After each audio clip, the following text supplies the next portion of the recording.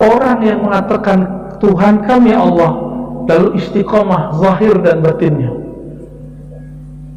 Jadi bukan hanya membaca dengan zahir, tapi membacanya dengan batinnya. Nah, orang-orang yang istiqamah zahir dan batin, itulah yang nanti hilang gelisah. Sebelum kita melanjutkan untuk menyimak penjelasan dari Buya Ar-Rasyid Hasyim, marilah sama-sama kita berselawat kepada Rasulullah SAW. Semoga kita semua mendapatkan syafaat di yaumil qiyamah. Kita berdoa semoga Buya Ar-Rasyid Hasyim selalu dalam keadaan sehat walafiat, dan beliau selalu dalam rahmatnya Allah Subhanahu wa ta'ala. Allahumma sholli ala Sayyidina Muhammad wa ala ali Sayyidina Muhammad. Ilahi anta maksudi wa ridhoka matlubi, a'tini mahabbataka wa ma'rifataka. Fala khawfun alaihim wa la hum yahzanun. Maka tidaklah ada khauf, ada kegelisahan. Khauf itu gelisah.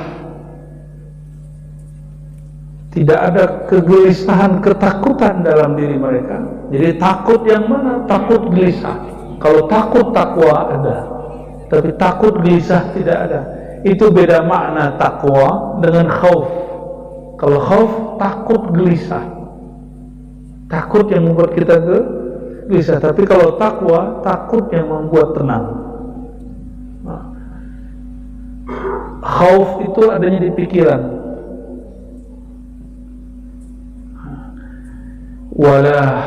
Walahum tidak pula mereka yahzanun, mereka mengalami, merasakan kesedihan yang berlarut-larut. Yahzanun itu fi'il mudhari', selalu, sedang dan selalu. Mereka kalau sedih, sedih sekali, tapi tidak berlarut-larut, tidak berulang-ulang. Lalu apa kata Allah? Ulaika ashabul jannah, mereka itulah penghuni surga,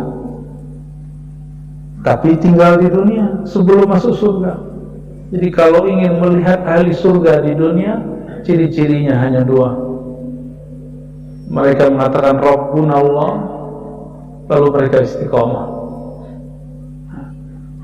Ulaika ashabul jannah, mereka lah ahli surga, penghuni surga yang hari ini masih ada di dunia.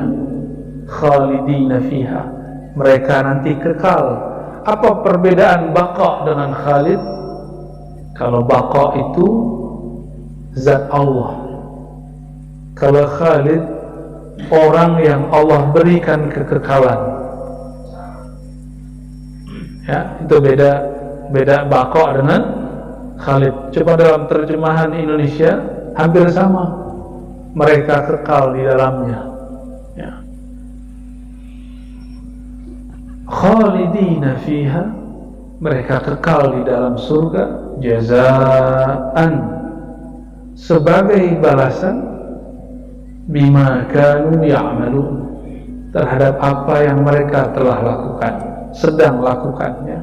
Kanu adalah mereka, ya'malun dahulu lakukan. Bapak Ibu yang bukan Allah, ayat ini sedang ingin menjelaskan tentang ciri-ciri orang-orang yang hatinya selamat. Fala khaufun alaihim, apabila kita menyimpan sesuatu yang buruk di rumah, Bapak Ibu menyimpan narkoba di rumah, pasti gelisah. Pasti gelisah. Bapak Ibu tahu korupsi tapi didiamkan, pasti gelisah. Pernah bahkan terlibat, pasti gelisah. Orang-orang yang istiqomah itu tidak menyimpan hal itu di hatinya. Itu yang disebut tsumma istaqamu, lalu mereka berusaha untuk istiqomah. Berdasarkan ayat ini mengatakan Rabb, Tuhan, rububiyah, itu cukup.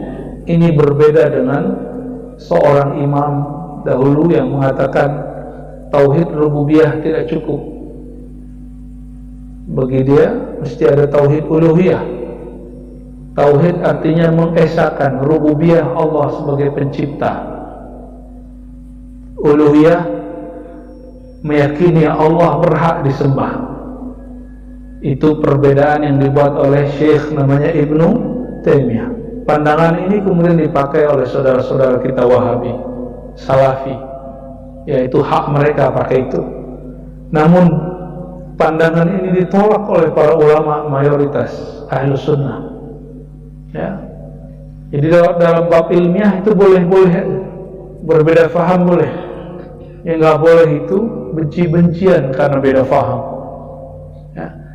Berdasarkan ayat ini mengatakan Rabbuna, tauhid rububiyah, Allah pencipta kami, mulai dari ujung rambut sampai ujung kaki, mulai dari ubun-ubun sampai jari-jari, Allah lah yang mencipta.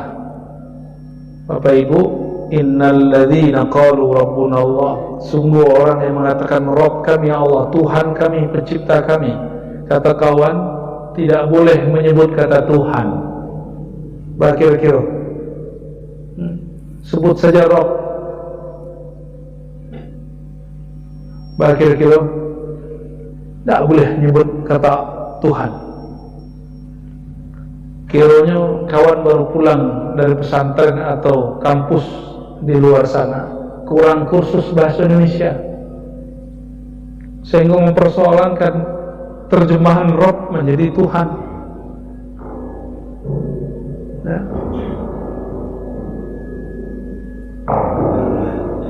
Tidak usah pakai itu, kelas. Ya. Jadi kata Tuhan itu disepakati oleh para ulama boleh dipakai untuk menerjemahkan kata Rabb dan kata ilah. Yang tidak membolehkan itu berarti tidak mengerti bahasa Indonesia dengan baik, bahasa Melayu dengan baik. Ya, jadi kita clearkan bahwa boleh menyebut kata Tuhan, tapi kalau zikir tetap Allah, tetap Subhanallah, jangan diganti dengan kata Tuhan. Nanti berganti Tuhan, Tuhan, Tuhan, kayak hantu-hantu nanti ya. Kita kalau zikir tetap dengan lafaz yang Allah berikan, lafaz Allah. Ya. Apa perbedaan iblis dengan manusia yang disebutkan di ayat itu? Iblis mengatakan Rabbuna Allah, tapi mereka tidak mau istiqomah. Bahkan iblis ingin mewakili Tuhan. Apa kata iblis? Ya Rabb, wahai Tuhan penciptaku, izinkan aku menguasai kolbu manusia. Nah, apa kata iblis? Izinkan aku menguasai kolbu manusia. Sedangkan yang boleh menguasai kolbu hanya Allah Ta'ala. Hanya Allah Ta'ala. Allah mengizinkan bagi iblis untuk menguasai darahnya manusia.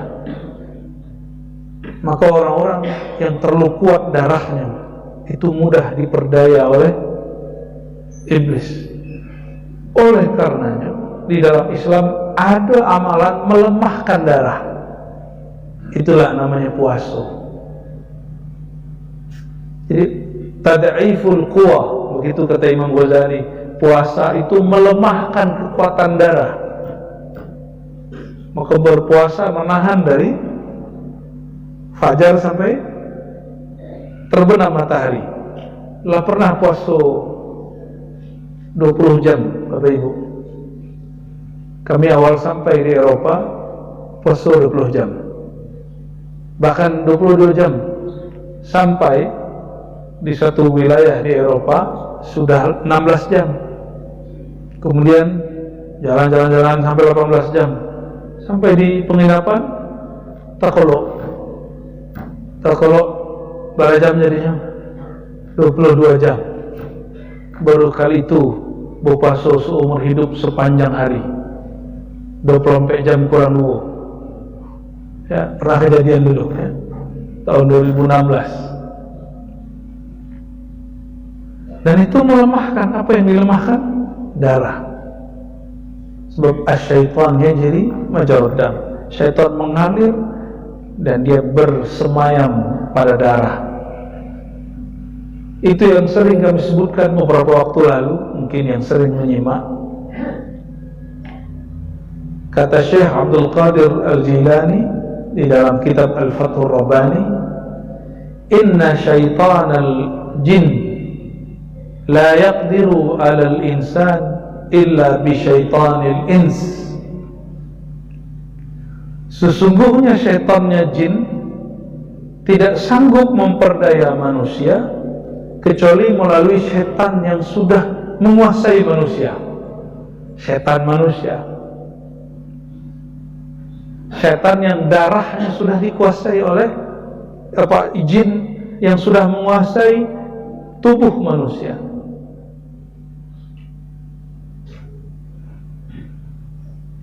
Oleh karena itu dianjurkan, kata Sayyidina Abu Hurairah, awsani habibi khalili, berwasiat kepadaku kekasihku Muhammad sallallahu alaihi wasallam, an asuma salasata ayyam, agar aku berpuasa 3 hari setiap bulan. Nah, kini bulan Syawal, kalau mau lanjut 6 hari, mesti berturut-turut ya.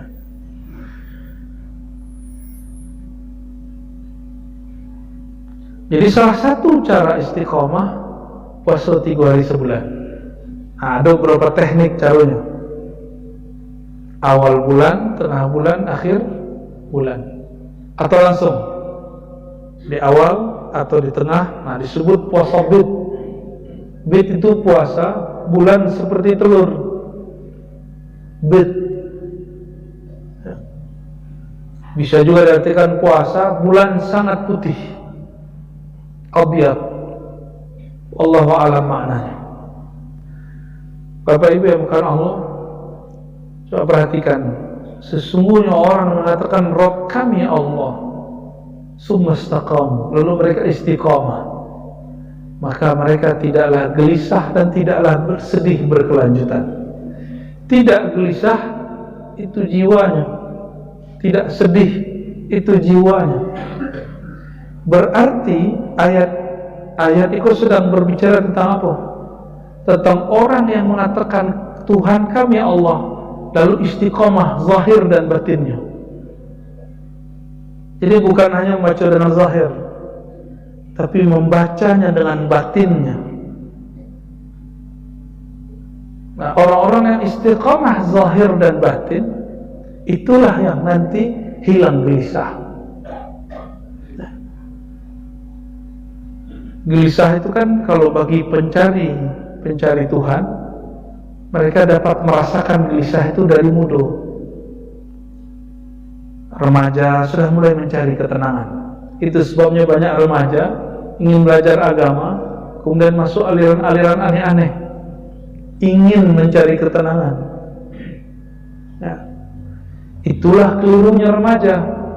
Beragama tujuannya mencari tenang. Perhatikan, beragama bukan cari tenang. Beragama itu mencari ridha Allah. Kalau beragama cari tenang, kalau tidak dapat ketenangan dalam beragama, agama nanti ditinggal. Tenang itu bukanlah Tuhan. Tuhan kita bernama Allah, bukan ketenangan. Ketenangan itu satu hadiah dari Allah kepada orang yang benar dalam bertuhan. Innal ladzina qalu, orang-orang yang benar dalam mengatakan Rabbuna, Tuhan kami Allah. Itu tujuan beragama. Jadi tujuan beragama memantapkan makna Rabbunal Allah, Tuhan kami Allah. Maka Imam Ghazali menurutkan makna Rabbun Allah. Apa maknanya? Rabbun Allah itu kalau dibacakan pakai la ilaha illallah sampai kepada makna la fa'ila illallah. Tidak ada yang berbuat, tidak ada yang mencipta, tidak ada yang membangunkan barusan. Tadi bangun karena alarm atau bangun karena dibangunkan Allah? Yona. Apa kata kawan yang ikut? Tentu Pak. Selesai jam 2 di surau, jam 4:30 lah jago. Barasong. Tapi ada yang tambah kuat. Itu pertanda yang menghidupkan, yang menyegarkan bukanlah tidur. Yang menyegarkan, yang menciptakan tidur.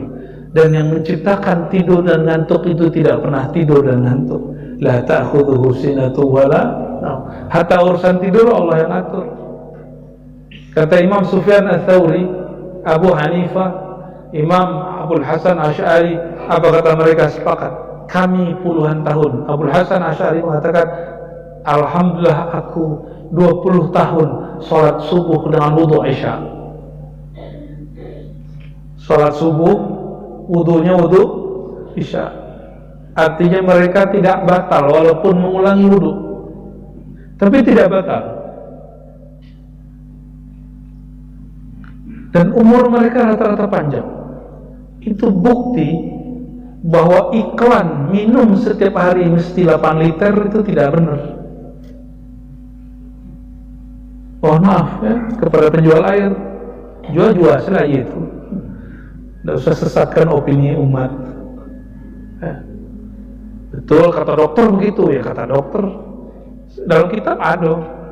Cuma imam-imam tadi orangnya sehat, tidak sakit gulu, tidak punya penyakit kandung kemih. Sholat subuh pakai wudu Isya. Berkatalah Imam Surwardi, Imam Surwardi dalam kitab Awariful Ma'arif, Sarraj dalam kitab tasawufnya. Apa kata mereka? Dulu para masyayikh kami mengatakan, kurangilah minum maka engkau akan kurang ngantuk. Kurangilah makan maka darahmu akan melemah, akan mampu dikuasai. Ya. Maka tips mereka itu kalau sudah malam ngurangi makan, ngurangi minum. Kalaupun minum yang menguatkan. Contohnya minum kopi yang asli. Maka di Jawa, pesantren-pesantren Jawa dan habaib-habaib di Yaman, mereka mewiridkan minum air. Wirid itu artinya membiasakan minum air yang ada kopinya, tapi yang asli tanpa gula. Kalau di kita buat kopi semanih-manihnya balas kayak gula ya. Jadi minum kopi pun ada tariqahnya, ada mazhabnya Pak, ada kaifiatnya ya. Ada berkaifiat segala satu. Ulama-ulama dulu jarang minum kalau siang malam hari, jarang makan kalau siang hari. Kalau di Indonesia agak sulit. Di negara sudah pengajian makan ya. Maka wajar yang pertama kali kena penyakit gula buya ya. Indah dimakan jamaah sedih. Saran ambo kalau majak buya makan sebelum pengajian, sehingga masih bergerak badannya, masih terbakar itu karbonya dan ya sehat ya. Kalau mau ngajak buya makan, kok nggak nyurah bu kan nanti banyak pengajian di siko masjid ya. Kata Pak Ismail tadi, Pak Ismail, perhatikanlah kami, berilah saran kami. Itu salah satu saran tuh. Jadi kalau kajak buya makan sebelum pengajian, kecuali buya yang baru datang. Bapak Ibu yang bukan Allah. Jadi innallazina qalu rabbuna Allah, sungguh orang-orang yang mengatakan Rabb kami Allah, itu bukan hanya dengan lisan. Jadi ada 3 jenis orang yang mengatakan Tuhan kami Allah. Satu yang mengatakan dengan lisan tapi kalbunya tidak, kalbunya lalai, wa qalbuhu ghafil. Lisannya membaca Rabbuna Allah, tapi hatinya lalai. Yang kedua, man qala Rabbuna Allah, siapa yang mengatakan Rabb kami Allah, qalbunya mengikuti makna, mentasdik, menerima, mempercayai Allah lah penciptanya. Bapak Ibu, nalah bauban le pandai manahan uban. Le sanggup manahan uban, Pak? Coba. Uban tumbuh. Aku belum sampai ke janggu-janggunya bauban. Le bisa Pak manahan uban, Pak? Enggak. Dulu wajah gagah, kinilah mulai keriput. Le bisa menahan keriput? Enggak. Ya. Artinya kita tidak berkuasa terhadap wajah kita sendiri. Mau tidak mau, terima Allah sebagai Tuhan atau tidak terima, itu wajah bukan kita yang atur. Lebih bisa request, Pak, bangun besok pagi muka muda kembali, wajah awet muda lah bisa, yang mungkin awet tua kok lagi. Gigi lah dolan ompong balik. Ya. Kalau anak kita ompong lucu, Pak. Kalau sumuran Bapak ompong lah lucu. Ya. Menyebalkan. Ya. Itu gigi ingin nyawanya tumbuh balik, tapi lah tumbuhnya. Tanda kita tidak menguasai tubuh kita sendiri. Kita nggak menguasai tubuh sendiri. Itulah makna Rabbuna Allah. Percaya tidak percaya, terima tidak terima, Rabbuna Allah. Katakanlah Tuhan kami Allah. Yang mengatur kamu itu Allah. Itu makna Rabb. Ya, Allah yang maha atur.